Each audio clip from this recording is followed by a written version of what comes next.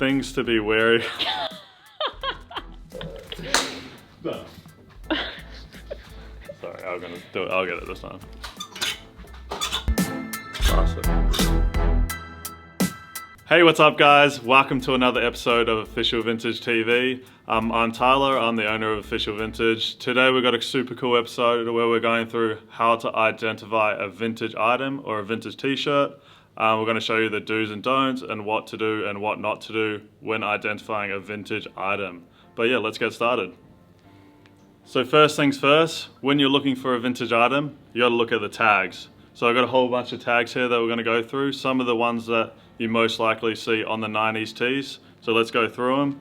But if you like this sort of stuff, make sure you subscribe because we're going to be doing vintage tag guides of each of these sort of items. So we've got a whole bunch of just common ones here. So there's a Salem one. We got the Screen Stars one here. So this is also a cool tee, the ring tee.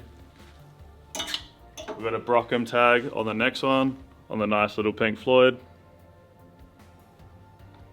Yep.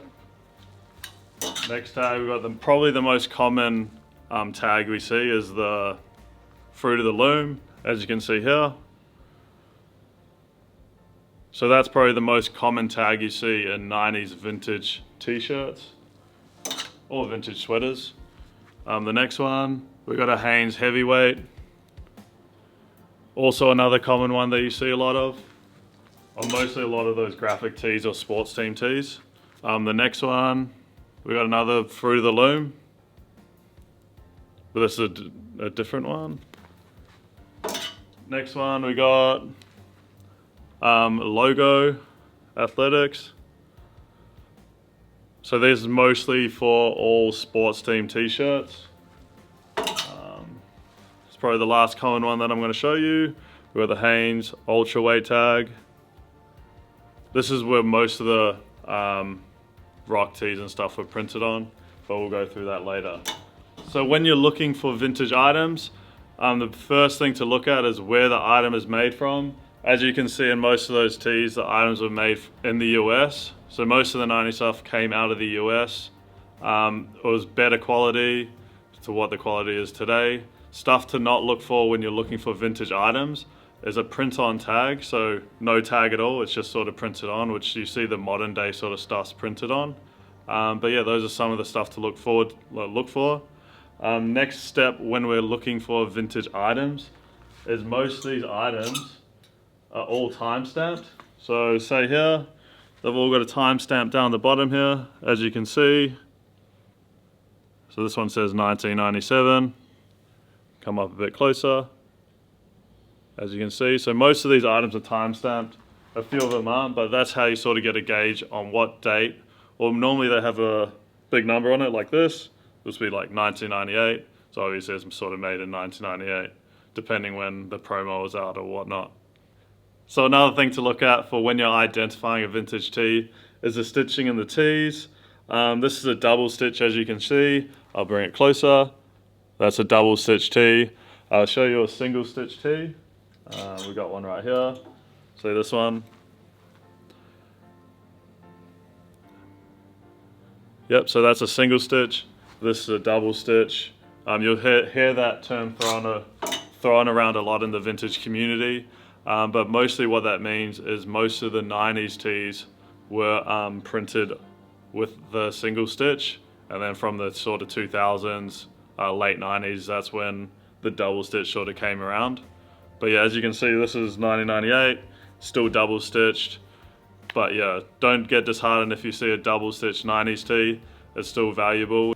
So vintage is becoming increasingly popular due to COVID and stuff. A lot more people are buying online, which means things you need to be wary of when you're buying online is the measurements. How we measure on our website is from pit to pit and top to bottom, just so you get a gauge of how big the t-shirt is. So say this is a boxy fit, yeah, just sort of to get a gauge if it's boxy or it's narrowed, because when you have 80s items, they vary to 90s items, they vary to early 2000s. So yeah, it's just a safeguarding yourself, and say this tag might be XL, but it actually fits sort of like a double XL, that sort of stuff.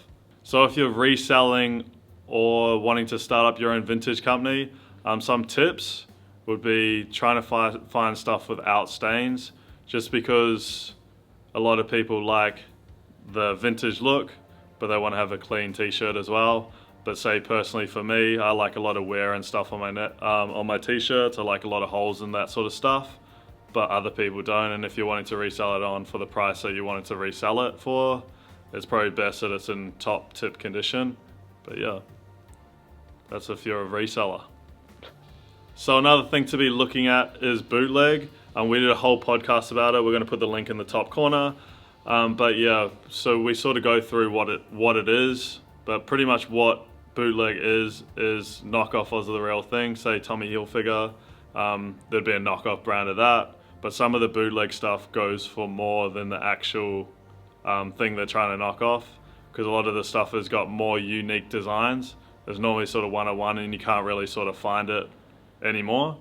Whereas say if you had a Tommy Hilfiger sweater, you might have 100 of the same ones and you might see it more often than a sort of bootleg sweater. But yeah, so things to look out for: bootleg. Make sure you look at the tags. We're going to bring a tag guide out. Make sure it's single, double stitched.